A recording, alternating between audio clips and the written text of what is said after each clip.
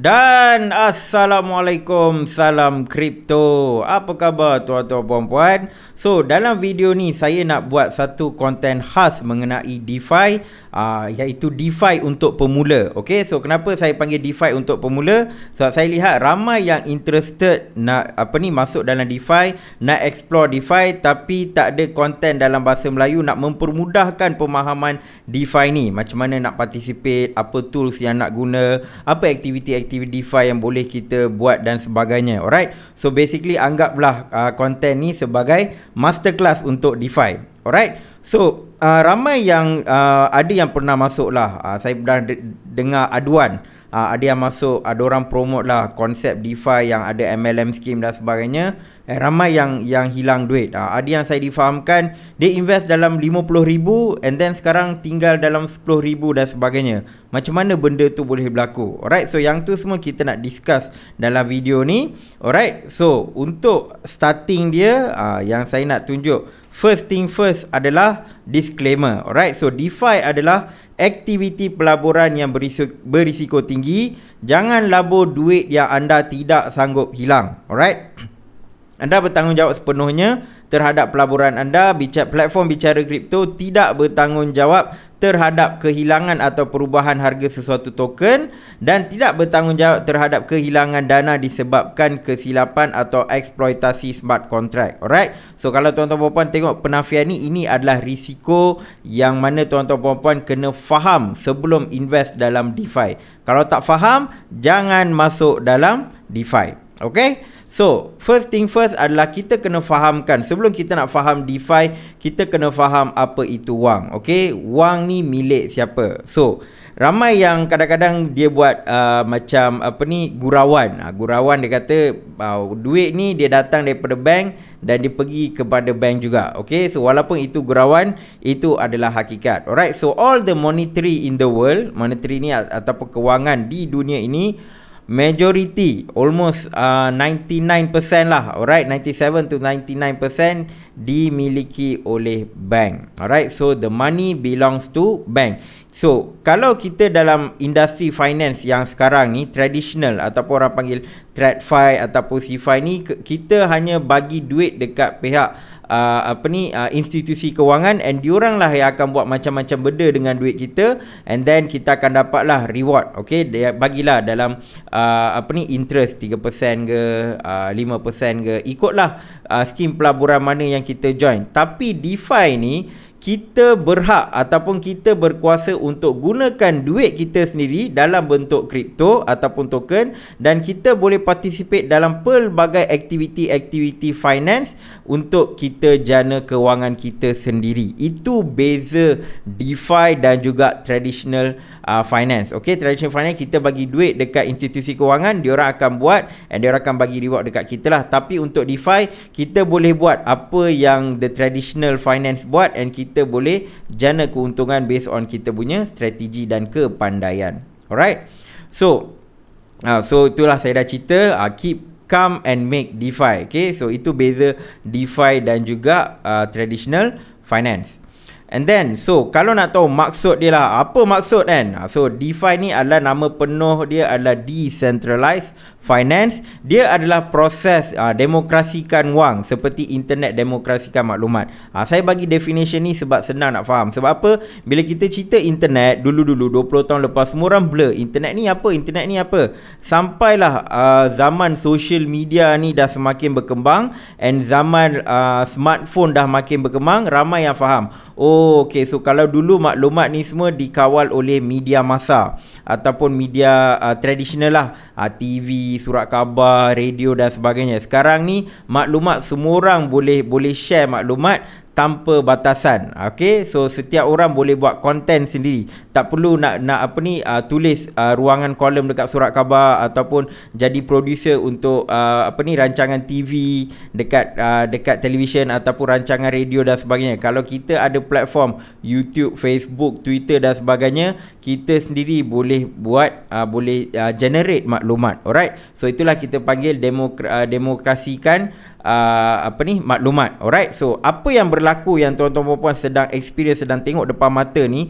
regarding to internet dan juga maklumat dan juga media, benda ini jugalah yang sedang berlaku di DeFi. Itulah kita panggil demokrasikan wang. Sebelum ni demokrasikan maklumat. Kadang-kadang ada, kalau tengok parti politik, dia kata kita ni dikawal, media ni dikawal, media ni dikawal. Bila ada social media dah tak ada kawalan, semua orang boleh cerita apa-apa kan. Sama juga dengan wang. Okay, so sebelum ni wang dikawal oleh bank. So DeFi ni basically tak ada kawalan. So kita ada kita punya token, kita ada kita punya liquidity. Pandai-pandai kita lah macam mana kita nak buat duit dengan liquidity dan juga token yang kita ada. Alright, so itulah konsep DeFi yang tuan-tuan puan-puan perlu faham. Alright, so kalau tuan-tuan puan-puan rasa benda ni complicated, dengar sampai habis. Kalau rasa still complicated, saranan saya tuan-tuan puan-puan tak perlu explore DeFi. Alright, so DeFi ni ciri-ciri dia adalah application ataupun dApps. dApps ni adalah decentralized application yang dibina atas blockchain dengan menggunakan teknologi smart contract. Alright, so kalau tak ada benda ni, benda tu bukan DeFi. Okay, so yang kedua adalah dia akan gunakan crypto ataupun stablecoin macam USDC, USDT, DAI dan sebagainya. Okay, and ramai tertanya-tanya macam manalah platform ni buat untung kan, sebab dia berbeza dengan cara traditional finance buat untung. Alright, so diorang ni buat untung melalui gas fee ataupun tax fee ataupun performance fee. Dia akan ada yuran-yuran dia lah, slippage fee lah, macam-macam. Nama tu diorang akan bagi nama yang unik-unik, nama yang lain-lain. Tetapi yang tuan-tuan puan-puan perlu faham adalah bila kita buat apa-apa aktiviti atas platform mereka, akan ada fee yang kita kena bayar. So fee itulah duit ataupun keuntungan untuk platform-platform ni. Okay, so itu cara diorang buat duit. Ni secara umum lah. Kalau secara spesifik, setiap platform ada strategi dia macam mana dia buat duit.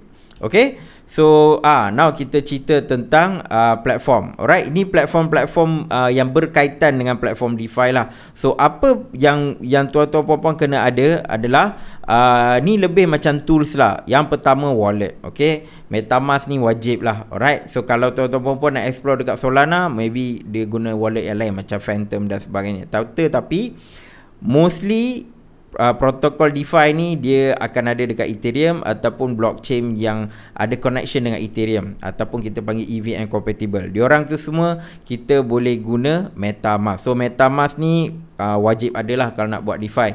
Kalau untuk MetaMask ni, tuan-tuan puan-puan kena faham satu benda. Seed phrase key, password jangan share dengan sesiapa.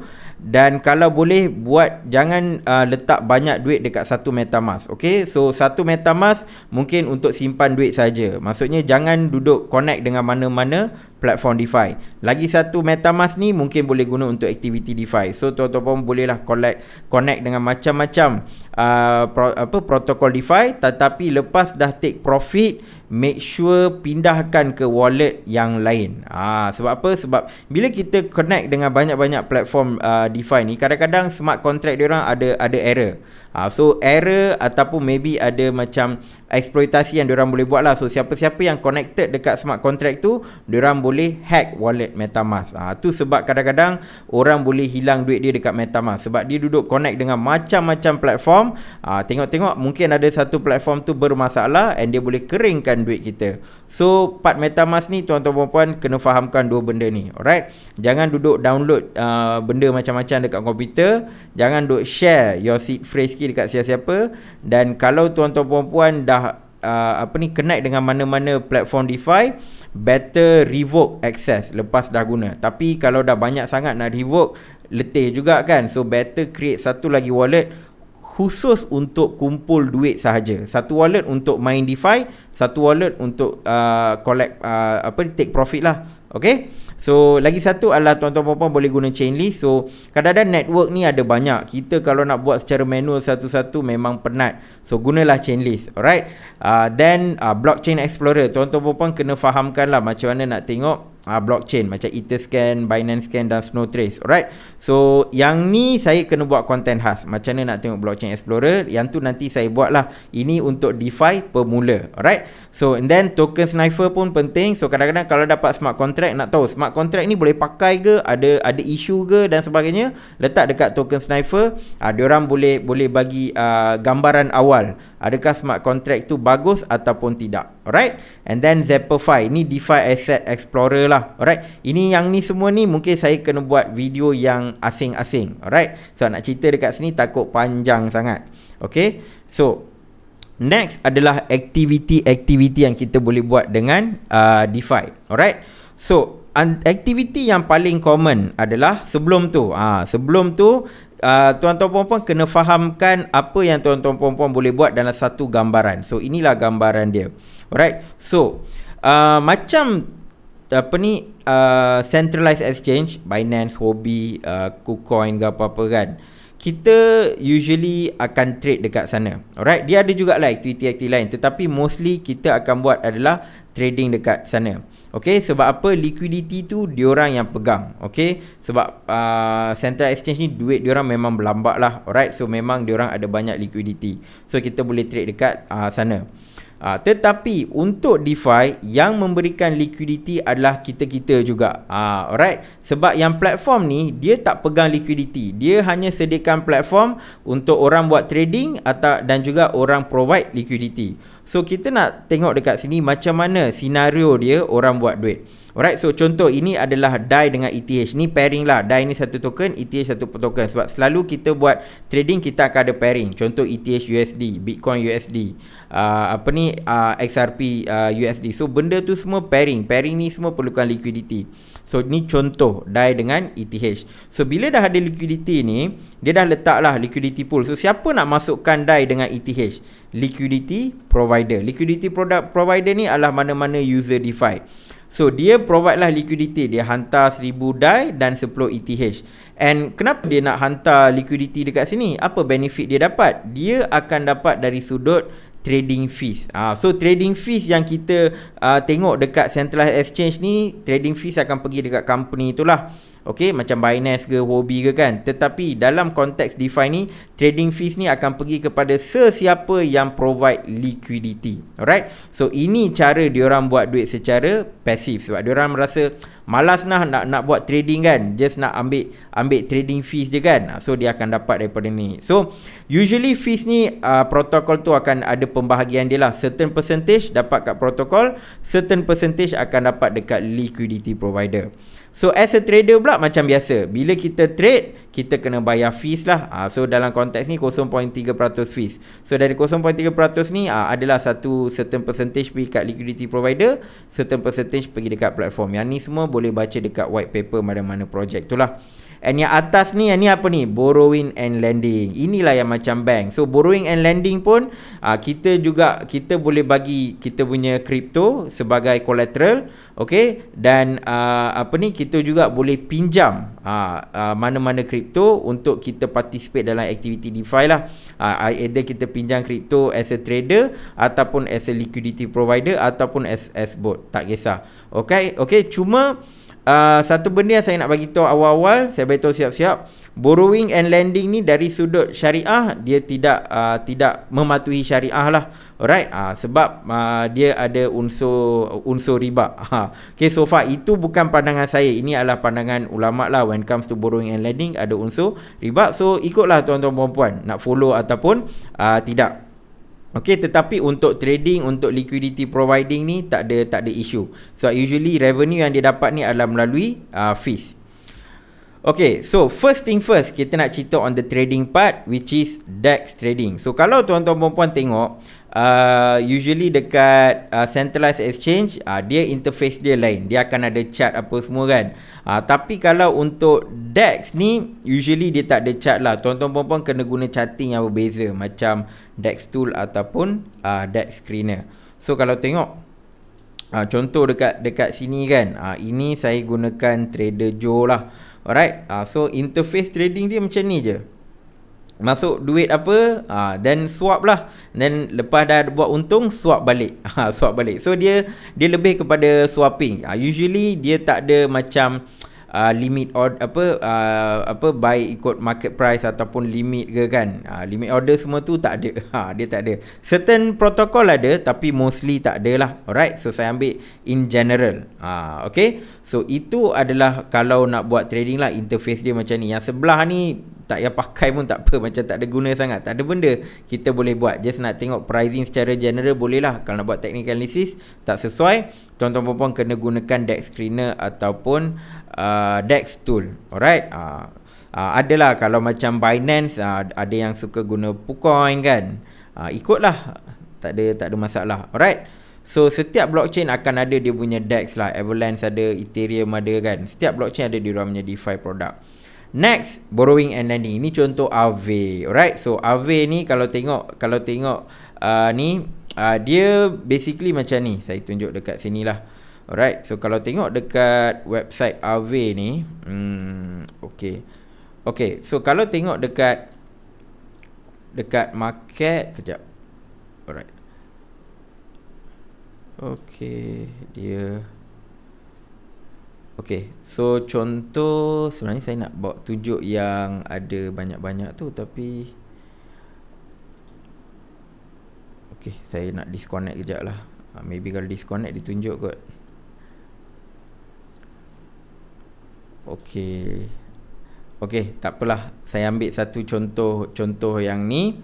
So bila kita nak pinjam Binance USD kan, either kita boleh supply. Alright, so yang atas ni dia tulis supply APY ni. Kalau kita ada satu biji Binance, kita supply dekat sini lah. So bila orang guna Binance kita dan sebagainya, based on interest yang diorang bayar tu, kita akan dapat part of it. Contoh, bila kita letak satu Binance, supply APY 0.33%. So kita akan dapat 0.33% setahun kalau kita park duit kita dekat Aave ni. Alright, okay, so untuk borrowing pula, dia ada macam ni. So kalau kalau kita borrow kan, contoh kita park satu Binance tetapi kita nak borrow 0.5 Binance pula.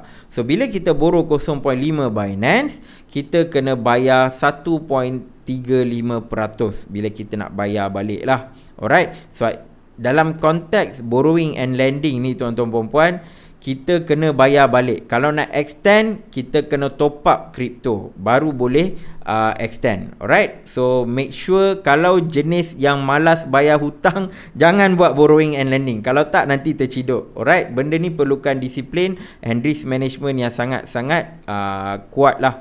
Alright, so itu yang nak buat borrowing and lending. Bagi saya personally tak buat sangat borrowing and lending lah. Sebab satu, based on the syariah perspektif. Lagi satu, kadang-kadang kalau kita mismanage kita punya portfolio when comes to borrowing and lending, kita boleh kena liquidate. Benda ni lah yang berlaku dekat Celsius dan sebagainya sampai diorang bankrupt. So big players pun boleh terciduk, apatah lagi saya yang ikan bilis ni. Alright, so itu untuk borrowing and lending. Next adalah staking. Staking ni tak ada masalah.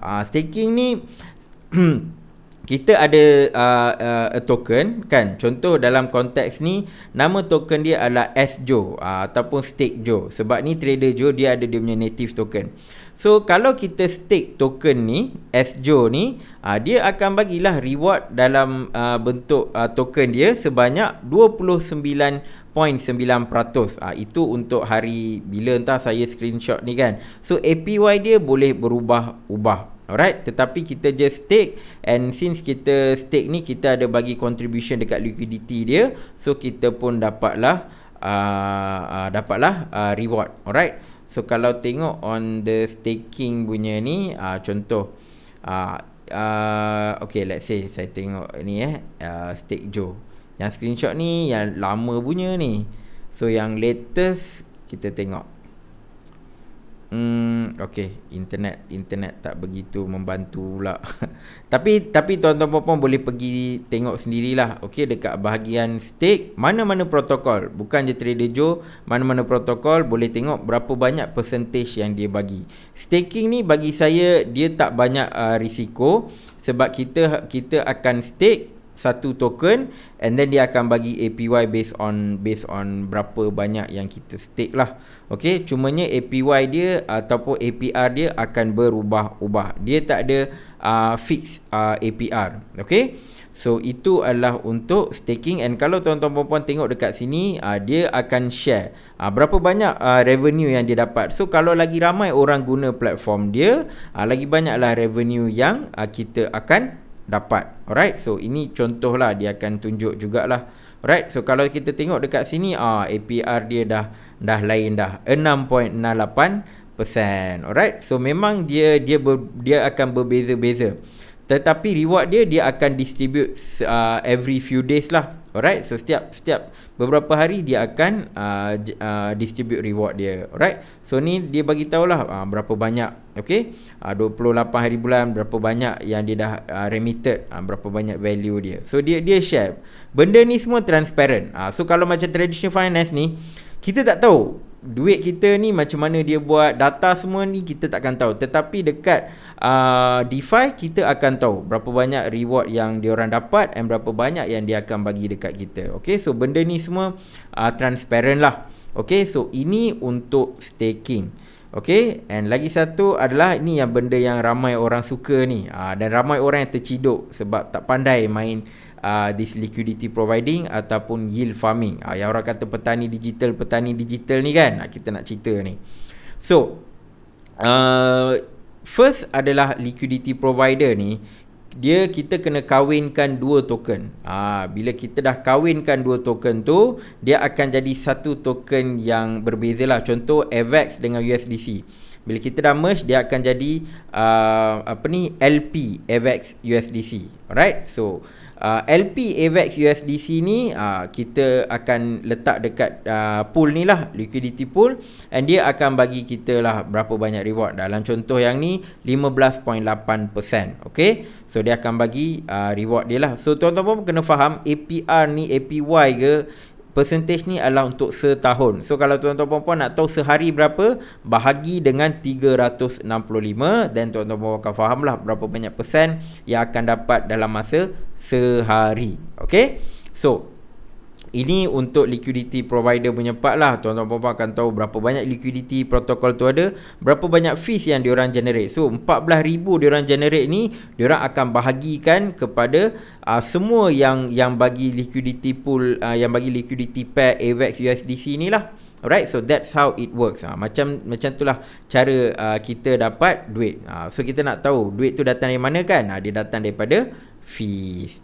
Okay, so itu untuk liquidity providing. Alright, so the thing is, bila buat liquidity providing ni, ramai rasa macam tak boleh go banyak lah in terms of APR. Kita nak APR yang beratus-ratus, beribu-ribu persen.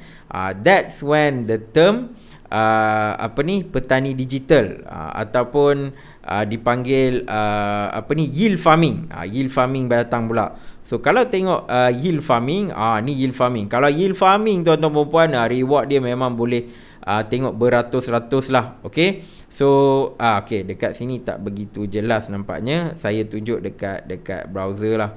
Kalau tengok dekat ni yield farming kan. Okay, kalau farming, okay, tadi pool tadi staking ni dia ada dia punya staking pool lah. Reward takkan banyak lah, 7%, 1%, 3%, tu biasalah. Kalau yield farming, dia kalau boleh bagi reward memang tinggi lah. Tengok ada ni asal rendah sangat ni. Okey, hari ni dia memang tak banyak. Maksudnya tak banyak liquidity yang berlaku dekat sini. Kalau kita tengok top farm pun tak banyak. Tetapi there are certain sorry, ada. Sorry, saya yang salah pandang. Contoh AVAX OBX ni dia bagi 177%. Kan tinggi tu. Okay, so memang kalau when comes to certain yield farming ni, dia akan bagi sangat tinggi, 177%. Ni kalau USDC dengan DCAR ni 141%. Beza dia, liquidity pool ni, dia punya reward dia akan bagi dalam pairing ni lah. Maksudnya pairing AVAX USDC kan. Bila nilai dia makin bertambah, bila kita unpair dia balik nak take profit, kita akan dapat lebihan AVAX dan USDC lah. Okay, tetapi dalam konteks yield farming ni, kita akan dapat reward dalam bentuk native token. So contoh saya tengok USDC DICA ni kan, kita akan dapat reward dalam bentuk Joe token ni lah, which is Trader Joe punya native token. Dia akan bagi dalam bentuk Joe, dan juga bonus dia akan bagi dalam bentuk DICA juga. Alright, so that's why orang lagi suka guna yield farming, sebab satu API dia, APY ke APR dia memang boleh pergi sampai beribu-ribu, berjuta pun ada juga. Lagi satu, diorang akan dapat reward dalam native token lah. Alright, cuma risiko dia bila banyak sangat token orang inflate dekat market, nilai token tu akan jatuh. Alright, so benda ni dia lebih kepada siapa yang tangkap pool tu secepat yang mungkin, dia boleh buat lebih banyak duit. Alright, tetapi strategi tu saya cerita dekat akhir-akhir video ni. So tuan-tuan puan-puan faham macam mana nak main game. Okay, nak main game DeFi ni. Alright, so ini adalah farming. So sebelum tu, tuan-tuan puan-puan kena fahamkan maksud impermanent loss. Ini masalah yang saya nampak bila orang duk promote DeFi yang berkonsepkan MLM dan sebagainya. Apa yang mereka cerita, orang mengadu dekat saya lah. Okey, dia kata letak duit dekat sini dapat reward dalam bentuk token. Tidur boleh buat duit, makan boleh buat duit, tak payah fikir apa semua. Tetapi tak ada based on apa yang orang bagi tahu saya, bila saya tanya, diorang ada cerita tak impermanent loss? Diorang kata diorang tak cerita. So saya cerita sekarang ni so that tuan-tuan puan-puan faham. And kalau ada mana-mana individu yang ajak tuan-tuan puan-puan masuk DeFi program diorang ke dan sebagainya, tuan-tuan puan-puan tanya diorang pasal impermanent loss. Okay, kalau diorang bagi jawapan yang macam tak betul ke apa ke kan, tak confident, jangan join. Sebab apa? Most likely dia just nak dapatkan reward referral ke apa ke kan. Tetapi penerangan dia tak nak bagi. End up bila tuan-tuan puan-puan hilang duit nanti, dia pun akan cabut lari ke apa ke lah. So ini maksud impermanent loss. Kalau tuan-tuan baca dekat sini adalah kehilangan nilai salah satu ataupun kedua-dua pasangan coin. Macam saya kata, kita kena pairing dua coin. Kalau dua-dua coin ni ataupun salah satu coin ni jatuh nilai dia, both coin pun akan affected, and eventually tuan-tuan puan-puan akan rasa dia punya loss lah. Contoh dekat sini, ini DAI ni stable coin, sebelah ni Ethereum. Alright, so Ethereum dia boleh naik, dia boleh turun. Okay, so kalau DAI ni dia memang akan kekal lah 10,000 kan. Kalau Ethereum ni dari 500 ni tiba-tiba dia drop kepada 400. Alright, so bila dia drop 400, dia hilang nilai. So dekat mana dia nak dapatkan nilai untuk bagi dia balance? Dia akan tarik daripada DAI. So asal DAI 10,000 ni, dia akan kurang lah. Maybe jadi 5,000 sebab nak tampung dekat Ethereum. Alright, so benda ni kena hati-hati. Okay, so saya akan share strategi yang mana tuan-tuan puan-puan tak payah tanggung impermanent loss pun. Alright, so itu untuk yield farming. Alright, so saya dah cerita dah pasal aktiviti yang boleh dibuat. Sekarang ni konsep dan juga strategi. Macam mana kalau kita nak masuk DeFi ni, apa yang kita kena buat. And DeFi ni dia kompleks dan strategi dia ada banyak. Okay, apa yang saya akan share dekat sini bukan something yang tuan-tuan puan-puan boleh guna sampai bila-bila ataupun untuk dapatkan reward yang banyak. Tidak, ini adalah asas. Kalau tuan-tuan puan-puan faham asas, konsep dan juga strategi sebagai pemula, dan tuan-tuan puan-puan boleh create your own strategy. Alright, sebab strategi ni, DeFi ni dia akan sentiasa berubah-ubah. Banyak orang yang akan cuba tengok strategi apa dia orang boleh buat banyak duit. Ramai buat testing dan sebagainya. Alright, so saya bagi ni adalah strategi yang mana tuan-tuan puan-puan takkan terciduk. Sebab saya selalunya daripada fikir nak bagi banyak profit, saya lebih gemar bagi pendekatan yang mana tuan-tuan puan-puan tak hilang hilang banyak duit. Okay, sebab kalau tuan-tuan puan-puan tak hilang banyak duit, then eventually tuan-tuan puan-puan boleh fikir your own strategy and boleh buat banyak duit lah. Okay, so yang pertama, when comes to concept, okay, ini konsep yang saya pegang lah untuk DeFi ni. First thing first adalah, sekarang ni kita dekat bear market. So bila bear market, ramai kata hold token, hold token, hold token. Betul. Okay, macam Bitcoin memang hold lah, saya hold lah Bitcoin ke Ethereum.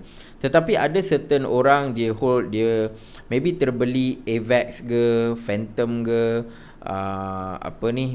Solana ke kan. So maybe dia rasa alamak, dia tak dapat nak cut loss kan. Tiba-tiba tengok portfolio dia down 50%. Okay, mungkin hari tu beli Solana berapa ratus lah kan. Sekarang berapa harga Solana? $40 macam tu. Maybe dah susut nilai 50%. Alright, so kalau nak hold for the next bear market, bull market, mungkin kena tunggu masa yang lama. So mungkin tuan-tuan bawa fikir, kalau aku ada 10 Solana ni, macam mana nak jadikan dia 12 Solana, 13 Solana. Okay, so that's where kita gunakan DeFi. Kita nak kembangkan portfolio kita. Sebab apa? DeFi dia akan bagi dalam bentuk reward 10%, 20% macam tu kan. And ada yang kalau boleh dapat 200% apa semua. So pegangan token ni akan semakin bertambah. Okay, so ini yang pertama. Okay, ini bukan skim cepat kaya, bukan skim jutawan. Ini adalah macam mana kita nak kembangkan portfolio. Sebab kalau aset-aset lain, contoh kita cerita pasal saham. Kalau saham dah drop, berapa banyak saham yang kita ada, kita tak boleh grow. Contoh kalau beli 10 Tesla, kalau dah down, 10 Tesla tu je lah. Cuma ada certain saham tu counter dia bagi dividen. Tapi ada certain dia tak bagi dividen kan. So same goes here. Kalau ada token ni, dia boleh masuk dalam DeFi, token tu boleh grow. Boleh grow dia punya quantity dia. Itu yang something tak ada dekat stock market. And yang kedua adalah, saya akan farming stablecoin. Sebab apa? Stablecoin dia stable. Dia takkan hilang dia punya nilai. Alright. And lagi satu contoh, certain vault ataupun pool dia boleh bagi 20%. Kalau letak 10,000 USDC, by end of the year, kalau dia bagi 20%, berapa? Kita akan dapat dalam 12,000. Okay, 12,000 just by farming stablecoin. Alright. Benda ni kalau tengok dekat traditional finance, tak ada orang yang bagi 20%. Paling maksimum pun 5% je kalau simpan dekat mana-mana traditional finance lah. Tetapi dekat DeFi boleh 20%. But of course risiko dia lebih tinggi. Dan yang ketiga adalah cari pool atau vault yang sesuai. Okay, yang ni boleh lah tuan-tuan boleh google sendiri, DeFi Lama, CoinDex dan juga BV Finance. Sebab apa? Diorang ni adalah pool aggregator. Kita boleh susun pool mana kita nak masuk. Okay, cuma untuk yang ni maybe saya kena buat separate video lah, macam mana nak cari pool ataupun vault yang sesuai. Alright. And next kita cerita pasal strategi. Alright. So strategi dia adalah, ini adalah contoh simulasi. Okay, bahagian atas ini strategi saya ambil memang common lah. So ada borrowing and lending ni. So yang ni tuan-tuan puan-puan yang tak nak buat borrowing and lending ni boleh abaikan. Alright, tetapi for the sake of strategi, saya ceritalah asas dia. So beginning, ini adalah portfolio. Okay, so maybe tuan-tuan puan-puan ada Ethereum, ada Bitcoin, and then adalah coin-coin yang lain. So let's say saya ambil contoh Ethereum. So tuan-tuan puan-puan ada Ethereum bernilai 100,000. So apa yang dia buat, nak dapatkan reward ni, cagarkan 100,000 ni. Lepas tu bila cagar, okey lah, dapat dalam 2%. Alright, 2% reward sebab cagarkan ni Ethereum. At the same time, tuan-tuan puan-puan maybe boleh pinjam. So pinjaman tak boleh lebih daripada apa yang dicagarkan lah. Maybe pinjaman 50% daripada apa yang dicagarkan. So ambil lah 50,000, then kena bayar interest 3%. 50,000 ni lah gunakan untuk aktiviti DeFi, liquid staking ke, yield farming ke, trading ke dan sebagainya. And then dapat untung, masuk balik dekat portfolio. Okay, so kalau tak nak guna konsep borrowing lending pun boleh juga. Contoh ada 100,000, direct guna dekat sini, ambil profit, masukkan dan kembangkan your own portfolio. Alright, sebab ini bukan macam trading dapat kadang-kadang boleh dapat 10% kan, 20% dalam masa beberapa hari atau sehari.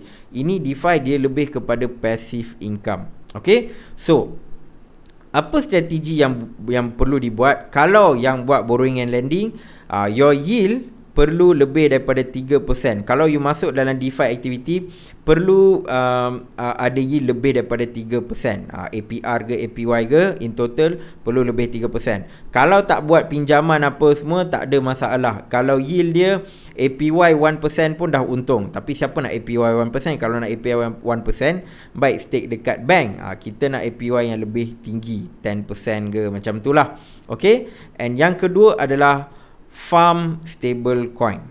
Ni kalau paling selamat lah. Okay, sebab token lain dia nilai dia boleh turun. Okay, boleh turun and dia tak stable. So kalau stable coin, kalau tuan-tuan puan-puan letak 100 USDT, kalau APY 20%, lepas tahun dapat 120 USDT. And yang bagusnya, kita tak perlu simpan setahun. Saya pun tak simpan setahun. Usually kalau yang bagi APY tinggi-tinggi, saya simpan dalam beberapa minggu atau beberapa bulan macam tu je. Sebab apa? Certain stable coin punya farming, dia punya APY fluctuate. Ada certain musim dia bagi 100%. Ada certain musim tiba-tiba dia drop down. Okay? So benda ni kena pandai pilih pool lah. Okay? Itu strategi. Tetapi kalau farming stable coin itu paling selamat lah. Dan yang kedua, kalau nak buat ni strategi yield farming, nak buat liquidity pairing, nak buat liquidity mining, yield farming ke kan, make sure farm pairing token yang sama nilai untuk elakkan impermanent loss. Itu strategi nak elakkan impermanent loss. Alright, saya tunjuk contoh dia. So kalau tengok dekat sini, dia ada satu website yang tuan-tuan puan-puan boleh masuk. Nama dia dailydefi.org, impermanent loss calculator. Gunalah calculator. So untuk impermanent loss calculator ni, saya ambil contoh let's say satu token tu, token A $10, token B ni 20 $20. Okay. So let's say ni token A dengan token B kan. Then future price katakanlah token A ni stable coin, dia kekal $10. Token B ni dia altcoin lah, dia mungkin jadi $5, turun dengan banyak kan, $5. So impermanent loss tuan-tuan puan-puan adalah 20%. 20% agak tinggi actually. So let's say dia ambil contoh dekat sini. Kalau 500 token A dengan 500 token B lah. Alright, so total 500, 1000. Okay, 1000. Kalau tuan-tuan puan-puan hold je token ni, tak masuk dalam DeFi, okay, bila nilai dia dah jatuh kepada 20 ke 5, kan salah satu ni dah jatuh kan dari 20 ke 5, total tuan-tuan puan-puan akan hold 625. Kalau ini tak kena impermanent loss 625. Kalau tuan-tuan puan-puan masuk dalam protokol DeFi, dah buat liquidity pairing dan sebagainya, masuk yield farming, okay, and susut nilai lah. Alright, apa akan jadi? Sebab nilai daripada token A ni dia kena tampung token B ni, nak bagi dia balance. Value dia dalam bentuk liquidity pool ni adalah $500. Tuan-tuan puan-puan hilang lebih banyak. Lebih baik hold daripada nak buat liquidity pairing. Alright, so strategi dia kena pastikan token tu sama jenis. Macam ni. Contoh dia saya tunjuk dekat sini. Mana yang sama jenis? Ini dia. AVAX dengan AVAX, dua-dua nilai dia sama. Stake AVAX dengan AVAX. AVAX dia satu token. Stake AVAX ni is another derivative of AVAX, tetapi nilai dia sama. Kalau AVAX jadi $2, dia jadi $2. Kalau AVAX jadi $200, AVAX pun akan jadi $200. So dia takkan ada perubahan nilai yang ketara. Saya tunjuk dekat impermanent calculator ni. Okay, so let's say yang ni 22, 20.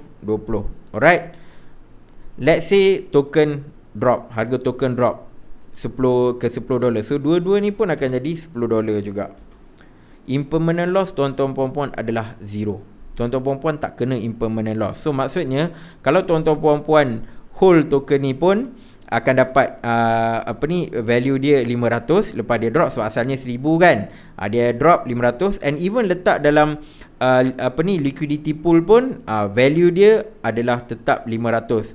Bezanya walaupun dia drop nilai dia, tuan-tuan puan-puan still akan dapat APY. APY ikutlah 10% ke 5% ke 20% ke, tuan-tuan puan-puan still akan dapat APY. Alright, so itu bagi saya sangat bagus lah. That's why saya akan letak dekat pool rather than hold. Sebab hold, kalau memang market kalau jatuh, token tu jatuh juga, cumanya saya akan dapat reward. So next bull run nanti, of course harga dia naik, then akan dapat lebih banyak profit lah. Alright, so strategi dia, kalau tak guna stable coin, kalau nak pair token, make sure pairing dia nilai dia sama. Kalau token tu drop, token yang drop ke satu level, token yang lagi satu pun kena drop ke satu level. Dia tak boleh ada perbezaan. Kalau ada perbezaan, dia terpaksa tampung nilai token yang drop dengan lebih teruk, and kita akan hilang lagi banyak. Kita akan kena impermanent loss. So make sure gunakan calculator ni.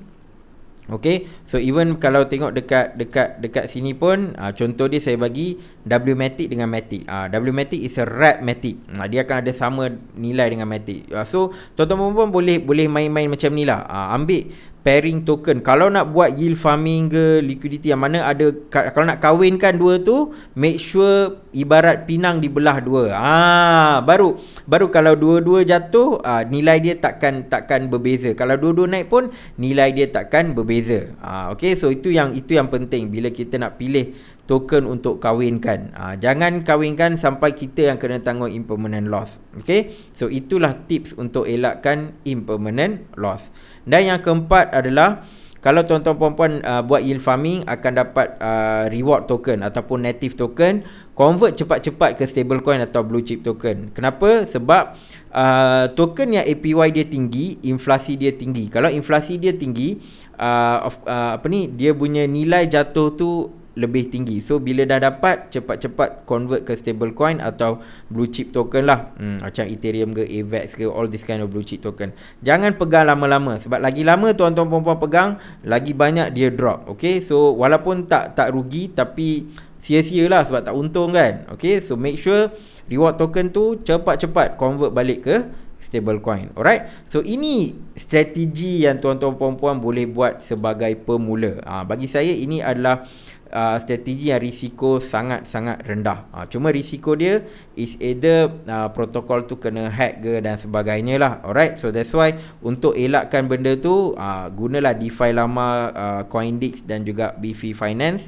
So dia akan bagi tahu platform ni berapa banyak APY, especially BV Finance, dia akan letak rating. Pool mana, pool ni rating dia berapa, vault ni rating dia berapa. So boleh pilih rating yang 8 ke atas atau 7 ke atas. Alright, untuk pool dengan vault yang sesuai, saya buat video yang lain lah.